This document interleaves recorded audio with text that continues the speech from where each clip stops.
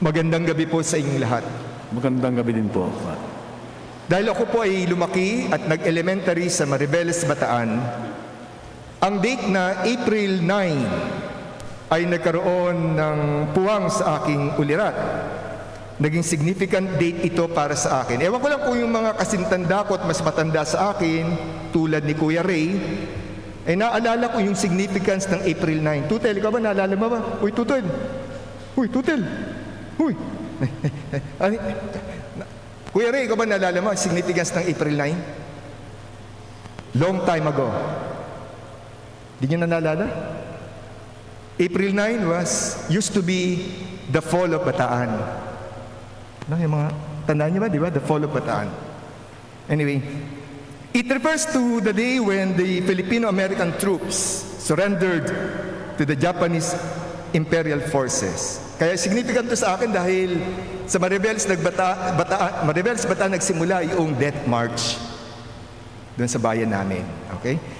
Anyway, nung nagkakaisip na ako, tinatanong ko sarili ko kung tama ba na ipagdiwang ang araw na ito.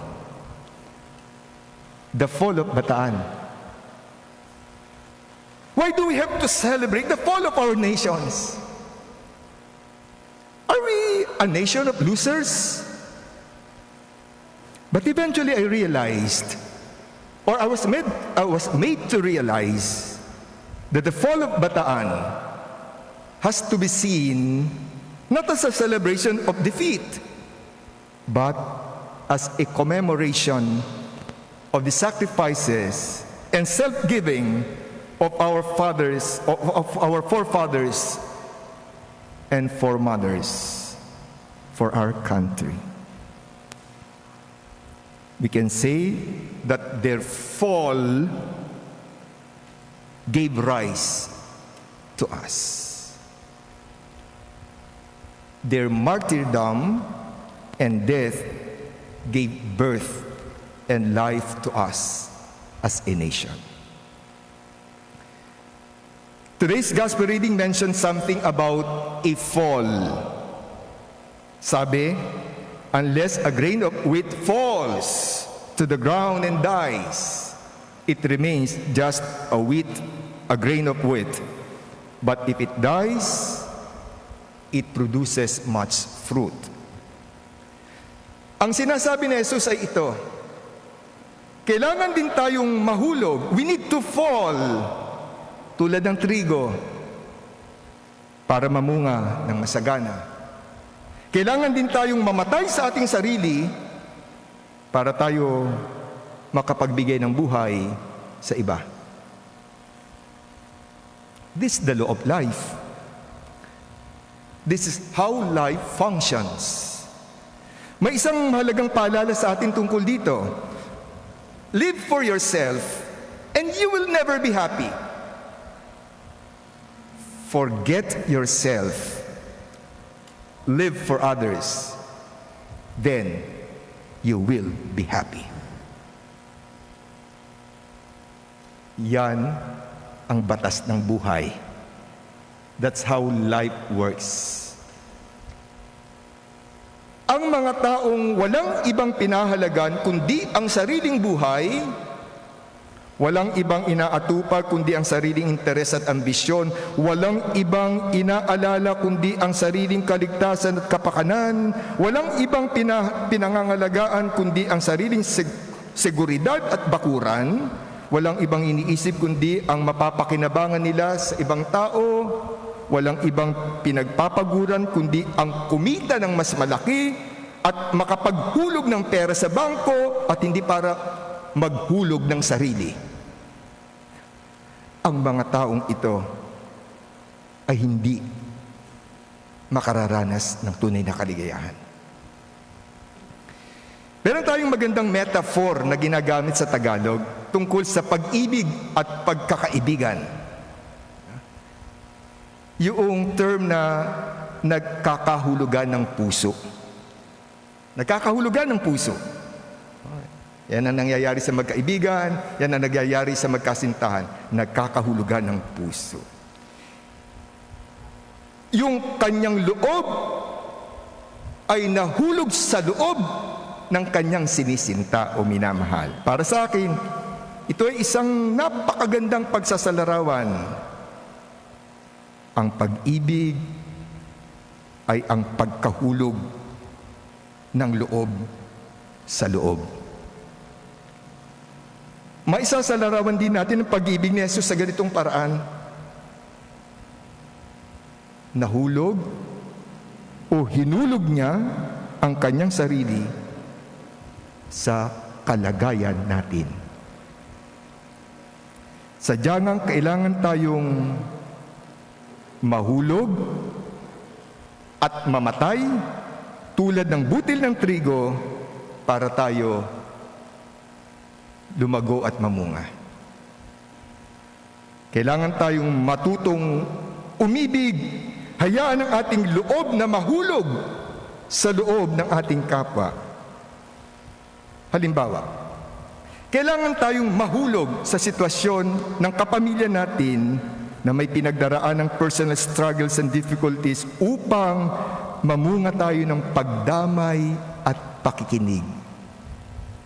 Kailangan tayong mahulog sa sitwasyon ng kaibigan natin na nagdududa sa kapangyarihan at kabutihan ng Diyos upang mamunga tayo ng para sa Kanya ng pananalig, pagtitiwala at pag-asa.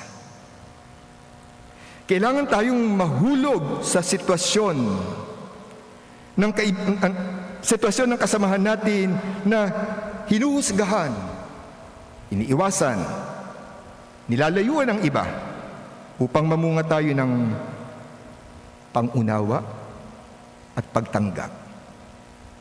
Kailangan tayong mahulog sa sitwasyon ng kapwa natin na naghihirap, naghihikahos at nawawalan na ng pag-asa upang mamunga tayo ng pagtulong at pag-aalay kapwa.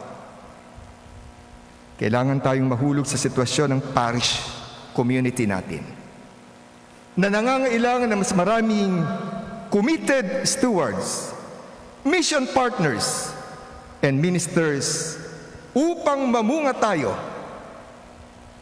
ng pagbabahagi ng time, talents, and resources natin. Mga kapatid, tulad ng makikita natin sa mga halimbawang ibinigay ko, hindi naman pisikal na kamatayan ang hinihingi sa atin. Ang inaasahan mula sa atin bilang mga tagasunod ni Kristo ay ang pagtalikod at paglimot sa ating sarili. Pagwaksi sa ating pagiging selfish and self-centered para makita at matugunan natin sa abot ng ating makakaya ang mga pangangailangan ng kapwa natin at ng komunidad natin.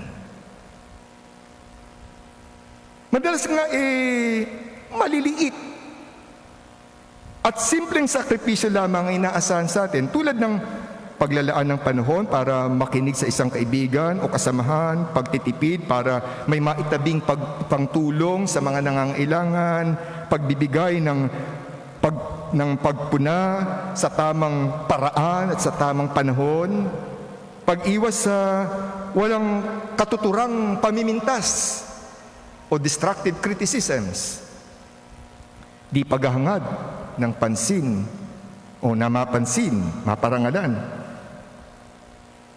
mapahalagahan. Ang mga ganitong maliliit na pagkahulog at kamatayan ay malaking tulong sa paglago natin at sa pagyabong ng ating pamilya at ng ating pamayanang Kristiyano. Unless a grain of wheat falls to the ground and dies, it remains just a grain of wheat. But if it dies, it produces much fruit. Let us end with prayer. Together we pray. Lord, help me to embrace death to self, that I can be planted and rooted in the fertile soil of your grace, and produce an abundance of fruit. Lord, I give myself to you and your holy will in a total and sacrificial way. I choose to die to my old self so that you can bring forth new life from this act of selfless surrender. Take me, dear Lord, and do with me as you will. Amen.